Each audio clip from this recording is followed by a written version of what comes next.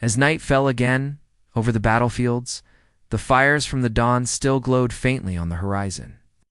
For both sides, the message was clear. This war had entered a new phase. The age of brute power was fading, and precision had taken its place. The outcome of Firestorm Dawn wasn't just a battlefield win. It was a warning that intelligence, coordination, and timing could turn even the smallest army into a force capable of rewriting history. When the smoke cleared and the fires faded, Ukraine stood at a crossroads. Firestorm Dawn operation had changed not only the front lines, but the psychology of the war itself. For years, Russia had relied on its size, its arsenal, and its reputation as an unstoppable military machine. That morning shattered the illusion.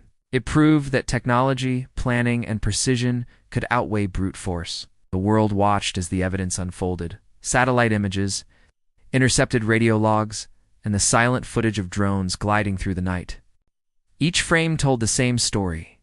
Ukraine had evolved. This was no longer the same army that struggled to defend Kyiv in 2022. It was faster, smarter, and deeply connected to a web of global intelligence. For the US and NATO, Firestorm Dawn was more than a Ukrainian success. It was a test of strategy. Western defense analysts studied every phase, from the electronic jamming to the drone coordination, to understand how smaller forces could defeat larger ones through synchronization.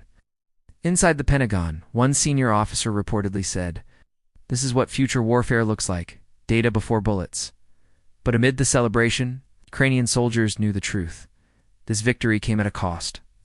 Many of the men and women who launched the strikes would never be named. Some drone pilots didn't make it back. Communication outposts that guided the operation were later targeted by Russian missile retaliation. In war, every triumph leaves shadows. Still, the message that morning carried across borders and oceans. No empire is invincible when faced with intelligence and resolve. Ukraine had rewritten the playbook on resistance. It wasn't about holding ground anymore. It was about shaping the tempo of war itself.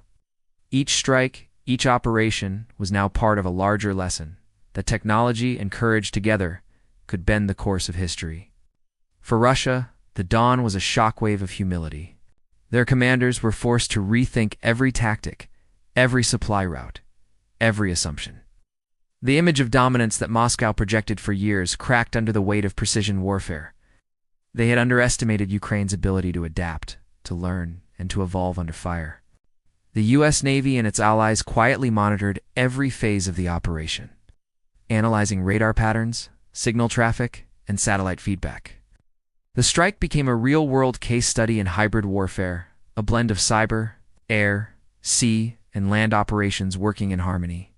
It reminded military strategists worldwide that modern battles aren't just fought with tanks and missiles, but with code, satellites, and data streams. As night returned to the steppe, the battlefield was silent again. The fires from dawn were now distant embers.